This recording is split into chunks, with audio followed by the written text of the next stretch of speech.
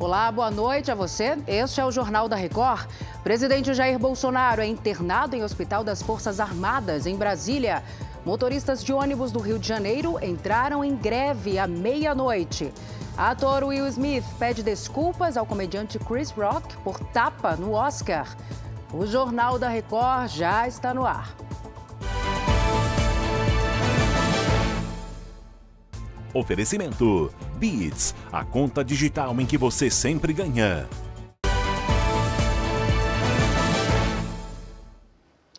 O presidente Jair Bolsonaro foi internado durante a noite no Hospital das Forças Armadas, em Brasília. Vamos conversar com o Matheus Escavazini, que está lá, traz todos os detalhes para a gente ao vivo. Matheus, boa noite. Boa noite, Salsi. O presidente Jair Bolsonaro deu entrada aqui no Hospital das Forças Armadas no início da noite. Segundo assessores, Bolsonaro estava com dores abdominais e refluxo. Ele foi atendido pela equipe médica no Palácio do Planalto antes de ser trazido para cá para realizar exames. O presidente deve ficar em observação durante a madrugada. A suspeita é de uma nova obstrução intestinal. Em janeiro, Bolsonaro ficou 2 dias internado no Hospital Vila Nova Star, em São Paulo. Segundo o médico do presidente, Antônio Luiz Macedo, no início do ano, o problema foi provocado por um camarão mal mastigado. Salsi. Obrigada pelas atualizações, Matheus. Motoristas e cobradores de ônibus da cidade do Rio de Janeiro entraram em greve agora há pouco. E quem acompanha tudo e traz as informações para a gente é o Leonardo Aque. Léo, boa noite. É isso mesmo, Salsi. Boa noite para você, boa noite a todos. Olha, a greve começou à meia-noite e é por tempo indeterminado. A decisão foi tomada numa assembleia no fim da noite desta segunda-feira, depois que uma reunião no Ministério do Trabalho entre o sindicato dos rodoviários e também representantes das empresas de ônibus terminou sem acordo algum. Motoristas e cobradores reivindicam reajuste de salários, ticket de alimentação e cesta básica, além de melhorias nas condições de trabalho. As empresas alegam dificuldades financeiras e dizem que 3 dos 4 consórcios que operam dentro da cidade estão em recuperação judicial. A greve deve afetar a rotina de pelo menos 2.300.000 passageiros que utilizam os ônibus todos os dias aqui no Rio. Os rodoviários têm uma nova assembleia agendada para esta terça-feira à tarde. Salsi. Sem dúvida, transtorno para a população, não é, Léo? Obrigada pelas informações. Em Belo Horizonte, a greve dos metroviários já completou 1 semana e sem previsão de acabar, viu? Por isso, vamos até lá falar com a Virgínia Nalon. Virgínia, boa noite para você. Em que pé estão as negociações? Boa noite, Salsi. Os trabalhadores reclamam da falta de diálogo com o Ministério da Economia, que cuida do processo de privatização do metrô aqui de Belo Horizonte. A paralisação começou na segunda-feira passada.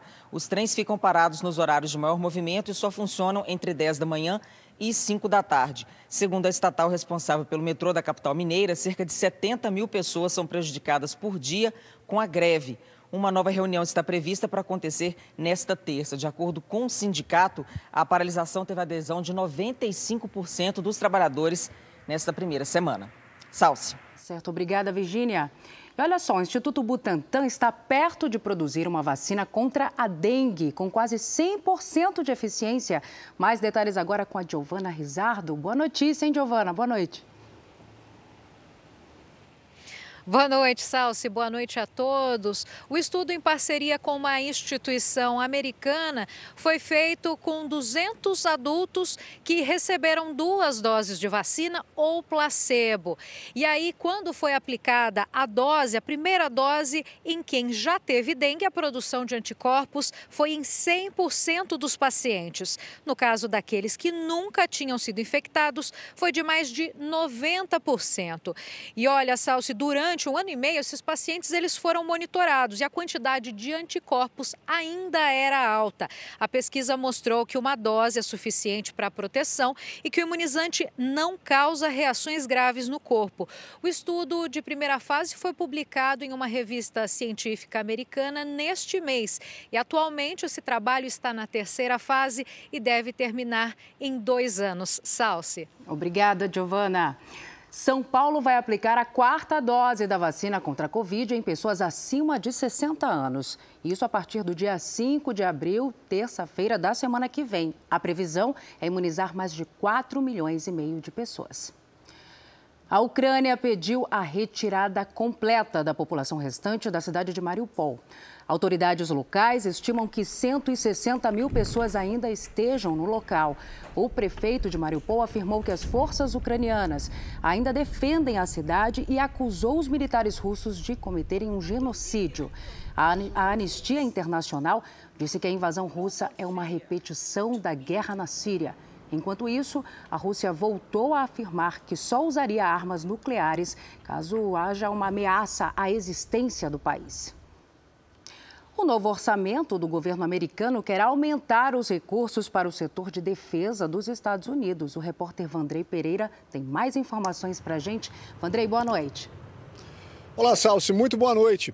Essa proposta orçamentária, que ainda vai ser votada pelo Congresso americano, prevê o equivalente a quase 4 trilhões de reais para gastos em defesa no ano que vem. Um aumento de 4% em relação ao último orçamento. Em um comunicado, o presidente Joe Biden disse que esse é um dos maiores investimentos da história para a segurança nacional do país. A Casa Branca também quer fornecer o equivalente a mais de 3 bilhões de reais para a Ucrânia. O dinheiro tem como objetivo ajudar o país a combater a invasão russa e reforçar a segurança. Bem, o orçamento proposto pelo governo americano inclui também mais de 33 bilhões de reais para a OTAN. Salsi. Obrigada, Vandrei, pelas informações. Ainda nos Estados Unidos, pelo menos 3 pessoas morreram em um engavetamento de veículos na Pensilvânia. Olha só, o vídeo mostra o momento em que o motorista não consegue frear e o caminhão bate em outro e num carro. O acidente envolveu mais de 50 veículos. Segundo os motoristas, um nevoeiro prejudicou a visibilidade na estrada. Um perigo, hein? A Justiça de Honduras autorizou a extradição do ex-presidente Juan Orlando Hernández para os Estados Unidos. Hernández é acusado de tráfico de drogas, uso ilegal de armas e transporte de 500 toneladas de cocaína para o território americano. Ele pode ser condenado à prisão perpétua. De volta ao Brasil, a eleição para o governo de São Paulo promete ser muito disputada, principalmente pelo segundo lugar, que pode garantir a vaga no segundo turno. O Instituto Real Time Big Data fez uma pesquisa que considera 4 cenários. Vamos acompanhar. No primeiro cenário, com 9 candidatos, Fernando Haddad, do PT, tem 27% das intenções de voto. Márcio França, do PSB, e Tarcísio de Freitas, do Republicanos, dividem o segundo lugar, com 14% cada. O vice-governador Rodrigo Garcia, do PSDB, vem na sequência, com 6%. Renata Abreu, do Podemos, tem 2%. Vinícius Poit, do Novo, Abraham Weintraub, do Brasil 35% e Felício Ramute, do PSD, aparecem com 1% cada. Gabriel Colombo, do PCB, não pontuou. Votos brancos ou nulos somam 20% e 14% dos entrevistados não sabem ou não responderam. No cenário 2, com 5 candidatos, Fernando Haddad mantém os 27%. Márcio França e Tarcísio de Freitas ficam em segundo lugar, com 15% cada. Rodrigo Garcia vem na sequência, com 7%. Vinícius Poit soma 1% das intenções. Brancos ou nulos são 20%. 15% não sabem ou não opinaram. No terceiro cenário, sem Márcio França, Fernando Haddad tem 32%. O ministro Tarcísio de Freitas fica com 20%, isolado em segundo lugar. Rodrigo Garcia chega a 9% e Vinícius Poit aparece com 2% das intenções. Os brancos e nulos somam 22% e não sabem ou não responderam 15%. No cenário 4, sem Fernando Haddad, Márcio França lidera com 29%. Tarcísio de Freitas aparece em segundo, com 17%. Rodrigo Garcia mantém os 9% e Vinícius Poit tem 2%. Nesse cenário, os brancos e nulos chegam a quase 1/4 do eleitorado e 19% não sabem ou não opinaram. O Instituto Real Time Big Data simulou 6 disputas de segundo turno. Fernando Haddad tem 32% contra 30% de Márcio França. Como a margem de erro é de 3 pontos, os dois estão tecnicamente empatados. Brancos e nulos somam 22% e 16% não sabem ou não responderam. No segundo cenário, Fernando Haddad tem 34% e Tarcísio de Freitas alcança 26% das intenções de voto. Os brancos e nulos somam 23%. Não sabem ou não responderam, 17%. No cenário 3, Fernando Haddad tem 36% contra 19% do vice-governador Rodrigo Garcia. Brancos e nulos somam 26% e 19% não sabem. O quarto cenário testa Márcio França contra Tarcísio de Freitas. O candidato do PSB tem 37%. O nome do Republicanos chega a 22% da preferência. Mesmo índice de brancos e nulos. Não sabem ou não responderam, 19%. No cenário 5, Márcio França tem maior vantagem sobre Rodrigo Garcia, 42% a 15% das intenções de voto. Brancos e nulos ficam em 24% e 19% não sabem. Tarcísio de Freitas também ganha de Rodrigo Garcia. O ministro da Infraestrutura tem 26% contra 17% do vice-governador. Nesse cenário, brancos e nulos chegam a 30%. Outros 27% não sabem ou não responderam. A pesquisa ouviu 1.500 eleitores por telefone entre os dias 25 e 27 de março. A margem de erro é de 3 pontos percentuais e o nível de confiança é de 95%. O Instituto Real Time Big Data também pesquisou 3 cenários para a disputa do Senado em São Paulo. Na primeira simulação, José Luiz da Atena, do União Brasil, lidera com 32% das intenções. Márcio França, do PSB, é o segundo, com 19%. Paulo Scaff, do MDB, vem em seguida, com 11%. Janaína Pascoal, do PRTB, fica com 6%. Nise Yamaguchi, do PTB, tem 2%. Eniosi Kucker, do Podemos, e Ricardo Melão, do Novo, completam a lista com 1% cada. Brancos e nulos somam 15%. 13% não sabem ou não responderam. No segundo cenário, com 4 nomes, Datena fica com 33%. Fernando Haddad, do PT, aparece com 20% das intenções. Paulo Scaff soma 12% e Janaína Pascoal chega a 7%. Brancos e nulos são 15% e 13% não sabem. No cenário sem Datena, Márcio França lidera com 27%. Paulo Scaff é o segundo, com 18%. E Janaína Pascoal soma 11%. Quem entra nessa simulação é José Aníbal, do PSDB, que fica com 5%. Brancos e nulos sobem para 21%. Não sabem ou não responderam, 18%. A pesquisa ouviu 1.500 eleitores por telefone entre os dias 25 e 27 de março. A margem de erro é de 3 pontos percentuais e o nível de confiança é de 95%. E o PSD confirmou nesta segunda-feira o nome de Felício Ramute para a disputa do governo de São Paulo. O pré-candidato é prefeito reeleito de São José dos Campos, no Vale do Paraíba. Felício Ramute se filiou ao PSD no mês passado, depois de convite do presidente do partido, Gilberto Kassab. Felício precisa renunciar ao mandato de prefeito até o próximo sábado para poder concorrer.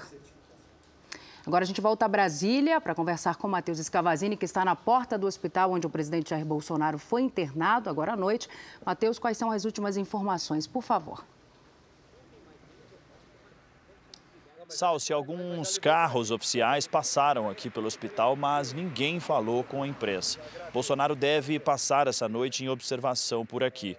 Ainda não se sabe se ele vai ou não cumprir a agenda dessa terça-feira em Ponta Porã, no Mato Grosso do Sul, onde está prevista a entrega de títulos de propriedades rurais para assentados na região. O presidente convive com problemas intestinais desde que levou uma facada na campanha eleitoral em setembro de 2018. Ele já realizou 6 cirurgias e ficou internado algumas vezes. Por causa desse mal-estar que fez a equipe médica trazer o presidente aqui para o Hospital das Forças Armadas, Bolsonaro não compareceu ao evento de filiação do Republicanos de 2 ministros, Tarcísio de Freitas e Damares Alves. Salsi. Muito obrigada, Matheus. Boa noite para você. E olha, o ator Will Smith pediu desculpas publicamente ao comediante Chris Rock por ter dado um tapa no rosto dele durante a cerimônia do Oscar. Em uma rede social, Will Smith disse que a atitude no palco foi inaceitável e imperdoável e que reagiu de forma emotiva quando o humorista fez uma piada sobre a esposa dele. A Academia de Cinema de Hollywood condenou a atitude do ator e abriu uma investigação sobre o episódio. Bem, este foi o Jornal da Record. Outras informações no Fala Brasil, às 8h30 da manhã. Você fica agora com o programa Entre Linhas. Uma ótima noite para você. Cuide-se. Tchau.